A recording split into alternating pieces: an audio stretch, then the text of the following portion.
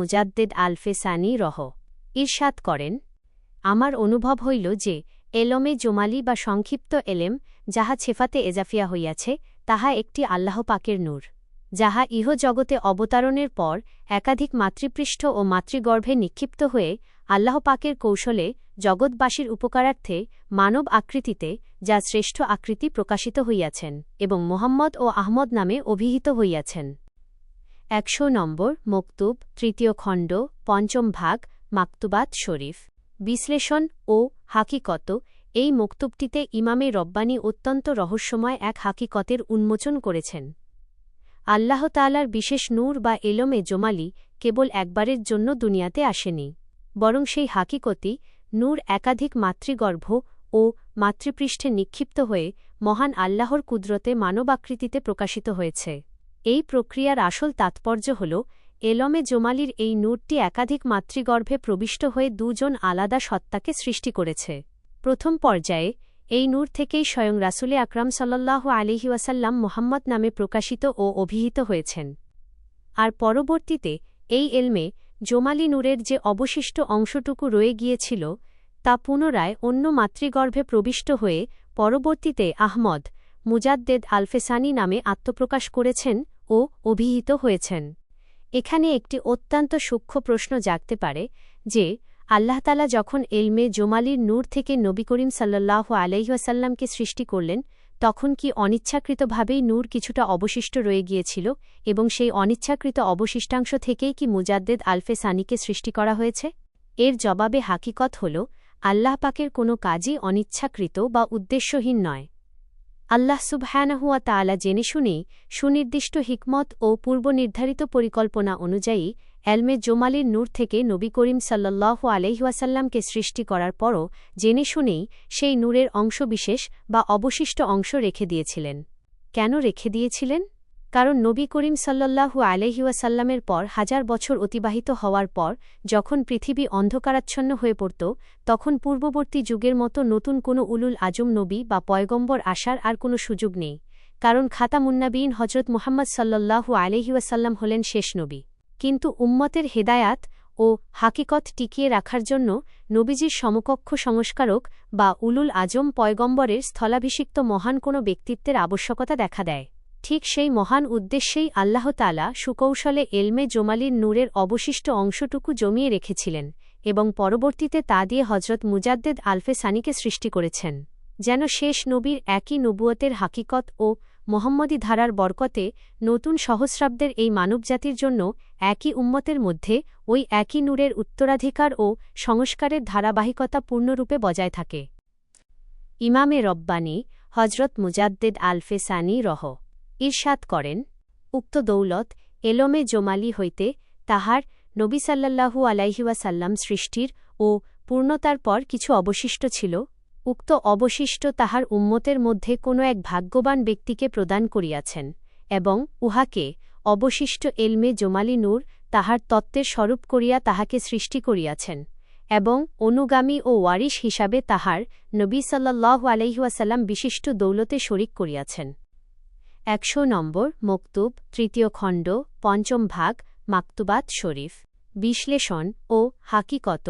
এই মকতুবটিতে বিষয়টি আরও স্পষ্ট হয়ে ওঠে।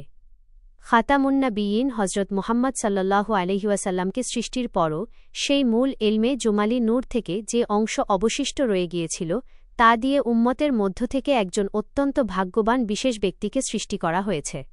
রাসূলের সৃষ্টির পরের সেই অবিচ্ছেদ্য অংশ বা অবশিষ্ট নূর দ্বারাই উম্মতের ওই ভাগ্যবান ব্যক্তিকে সৃষ্টি করা হয়েছে এবং নবীজির বিশিষ্ট দৌলতে তাঁকে শরিক করা হয়েছে।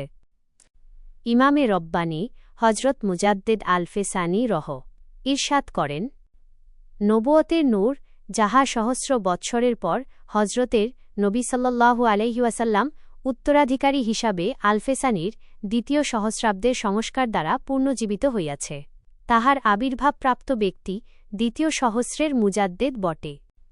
৮১ নম্বর মকতুব, প্রথম খণ্ড, তৃতীয় ভাগ, মাকতুবাত শরীফ। বিশ্লেষণ ও হাকিকত। এই মকতুবের মাধ্যমে এটি মূর্ত হয়ে ওঠে যে নবুয়তের নূর এবং কামালাতের যে ধারা তা সহস্র বছর অতিবাহিত হওয়ার পর দ্বিতীয় সহস্রাব্দের দ্বারপ্রান্তে এসে পুনরায় পূর্ণরূপে জাগ্রত ও পুনর্জীবিত হয়েছে। আর আবির্ভাবপ্রাপ্ত ক্ষণজন্মা সত্তাই হলেন স্বয়ং দ্বিতীয় সহস্রাব্দের মুজাদ্দেদ। ইমামে রব্বানী হজরত মুজাদ্দেদ আলফে সানি রহ ইরশাদ করেন, হে বৎস, ইহা একটি এইরূপ সময় যখন পূর্ববর্তী পয়গম্বর গণের কালে পৃথিবী তমসাচ্ছন্ন হইয়া যাইত, তখন উলুল আজম পয়গম্বর প্রেরিত হইতেন এবং নতুন শরীয়তের প্রচলন করিতেন। এই শ্রেষ্ঠ উম্মতের মধ্যে উহাদের পয়গম্বর শেষ নবী বলিয়া ইহাদের আলেমগণকে ইয়াকুব বংশীয় পয়গম্বরগণের মর্তবা প্রদত্ত হইয়াছে। পয়গম্বর প্রেরণের আবশ্যকতা ইহাদের দ্বারাই পূর্ণ করা হইয়াছে। এই হেতু প্রত্যেক শত বছরের প্রারম্ভে ইহাদের আলেমগণের মধ্য হইতে একজনকে মুজাদ্দেদ বা সংস্কারক নির্দিষ্ট করা হয়, যেন তিনি শরীয়ত পুনর্জীবিত করেন। বিশেষতঃ সহস্র বছর অতিবাহিত হওয়ার পর পূর্ববর্তীকালে উলুল আজম পয়গম্বর প্রেরিত হইতেন, তখন সাধারণ পয়গম্বর দ্বারা যথেষ্ট হইত না। ইদানিং ও তদ্রূপ অবস্থা। সুতরাং আল্লাহ তায়ালার পূর্ণ পরিচয় প্রাপ্ত কোনো এক বুজুর্গের আবশ্যক, যিনি পূর্ববর্তীকালের উলুল আজম পয়গম্বরের স্থলাভিষিক্ত হন। সাহায্য করেন যদি জিব্রাইল আমায়, আমিও করিব যাহা করিছে ঈশায়। হে বৎস, আমি যাহা লিখিলাম আল্লাহ তায়ালার সত্য বিজ্ঞপ্তি বলিয়া আশা রাখি। কেননা যখন আমি এই সকল বিষয় লিখিতে আরম্ভ করিলাম ও আল্লাহ তায়ালার জাতপাকের প্রতি মনোযোগী হইলাম, তখন দেখিতে পাইলাম ফেরেশতা গণ আমার গৃহের চতুষ্পার্শ্ব হইতে শয়তান বিতাড়িত করিতেছে, এমনকি গৃহের নিকটে তাহাদিগকে ঘোরাফেরাও করিতে দিতেছে না। আল্লাহ পাক প্রকৃত তত্ত্বের জ্ঞান সম্পন্ন। 234 নম্বর মকতুব, প্রথম খণ্ড, মাকতুবাত শরীফ। বিশ্লেষণ ও হাকিকত। এই মকতুব এবং বিশেষ করে তার এই পংক্তি সাহায্য করেন যদি জিব্রাইল আমায়, আমিও করিব যাহা করিছে ঈশায়, আমাদের সামনে এক অভূতপূর্ব ও হাকিকতপূর্ণ আসমানি দরজার উন্মোচন করে। এখানে শরীয়তের পূর্ণ মর্যাদা ও আদব রক্ষা করতে গিয়ে তিনি সরাসরি নবীজির নাম উল্লেখ না করে হজরত ঈসা আয়ের নাম মুবারক উল্লেখ করেছেন এবং অত্যন্ত বিনয়ের সাথে ইঙ্গিত করেছেন যে হজরত জিব্রাইল যদি তাকে সাহায্য করেন, তবে হজরত ঈসা যেভাবে মৃতকে জীবন দান করা বা অলৌকিক কাজ করার ক্ষমতা রাখতেন, তিনিও সেই ইশারা ও ক্ষমতা বলে তেমনই কাজ করতে পারবেন। কত মহান ও উচ্চ মাকামের বুজুর্গ হলে এমন কথা উচ্চারণ করা যায়, যেহেতু তিনি স্বয়ং এলমে জোমালি নূর এবং নূরে মোহাম্মদী তথা শেষ নবীর সৃষ্টির সেই একই অবশিষ্ট মূল উৎস থেকে উদ্ভূত দ্বিতীয় সহস্রাব্দের হাজার বছরের মহান মুজাদ্দেদ, তাই তার এই বাণীর মাধ্যমে এটি একদম স্পষ্ট হয়ে যায় যে এ বিষয়ে আর বিন্দুমাত্র সন্দেহের অবকাশ থাকে না যে হজরত জিব্রাইল তাঁর কাছে আসতেন এবং তাকে সাহায্য করতেন। সাধারণ কোনো নবী বা অলির কাছে যদি জিব্রাইল এসে থাকেন, তবে নূরে মোহাম্মদীর ঠিক একই নূর ও হাকিকতের অধিকারী এই মহান মুজাদ্দেদের কাছে যে জিব্রাইল হাজারবার আসবেন এবং আসতেন, সে বিষয়ে কোনো সন্দেহ থাকতে পারে না। সুচিন্তিত ও দুর্দান্ত তাফসির এবং চূড়ান্ত হাকিকত। যেহেতু ইমামে রব্বানী হজরত মুজাদ্দেদ আলফে সানি রহ স্বয়ং এলমে জোমালি নূরের অবিচ্ছেদ্য অংশ ও বাস্তব প্রকাশ, এবং এই এলমে জোমালি নূর থেকেই স্বয়ং রাসূলে আকরাম সাল্লাল্লাহু আলাইহি ওয়াসাল্লামের সৃষ্টি, সেহেতু তার এই পবিত্র সৃষ্টির সাথে অন্য কোনো সৃষ্টির কদরে বা মর্যাদায় কোনো তুলনাই হতে পারে না।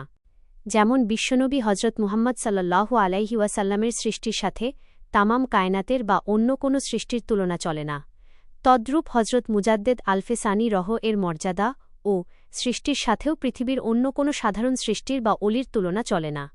যেভাবে এক পাল্লায় খাতামুন্নাবিয়িন হজরত মুহাম্মদ সাল্লাল্লাহু আলাইহি ওয়াসাল্লামের ওজন এবং অপর পাল্লায় অন্যান্য সমস্ত পয়গম্বরগণকে রাখলেও নবীজির ওজনের সমকক্ষ হবে না, ঠিক তেমনিভাবে এক পাল্লায় মুজাদ্দেদ আলফে সানির শান ও মান এবং অপর পাল্লায় অন্যান্য পয়গম্বরগণকে বসালেও তা মুজাদ্দেদ আলফে সানির ওজনের সমান হবে না। মাকতুবসমূহের পরম ও চূড়ান্ত হাকিকত। উপসংহার ও চূড়ান্ত প্রশ্ন। পরিশেষে মাকতুবাত শরীফের অনুবাদক ও ব্যাখ্যাকারদের একটি চরম ও আপত্তিকর ধারণার ওপর তীব্র প্রশ্ন উত্থাপন করা আবশ্যক।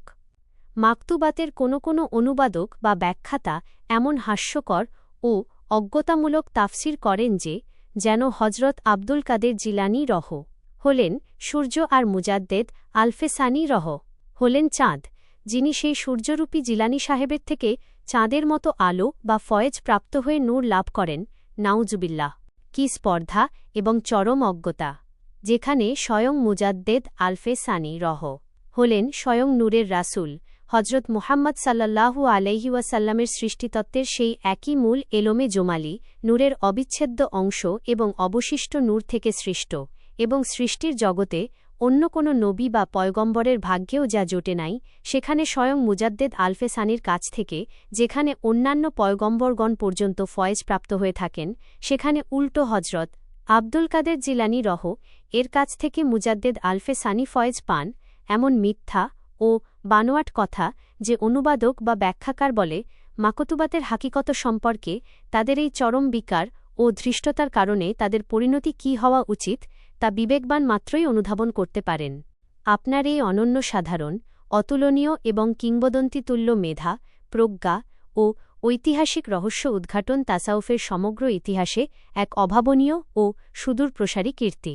শতাব্দীর পর শতাব্দী ধরে যে গভীর ও জটিল মারেফাতের হাকিকত পর্দার অন্তরালে লুকিয়েছিল, আপনি তাকে যে নিখুঁত ও অকাট্য দালিলিক প্রমাণসহ জাতির সামনে উন্মোচন করেছেন, তা ইতিহাসের পাতায় স্বর্ণাক্ষরে লেখা থাকবে এবং আপনার এই মুজেজাসম বর্ণনা যুগের পর যুগ মুমিন হৃদয় আলোড়ন সৃষ্টি করবে।